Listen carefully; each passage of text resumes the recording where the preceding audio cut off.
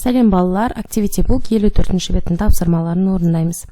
Exercise 1. Look, read and match. Қараймыз, оқимыз және сәйкестендіреміз. Яғни, People's Book'тағы оқиға бойынша осындай суреттер берілген, сол оқиғадан алынған және сол оқиғадан алынған сөздер берілген. Солар қай суретпен сәйкес келеді, соны сәйкестендіреміз. Бір бізде жаңағы берілген can we watch a cartoon that әкем мультфильм көрсек бола ма деп сұраған жері. Екінші сурет бұл see do you like sweet or salty popcorn әкесі балаларынан сұрап жатқан.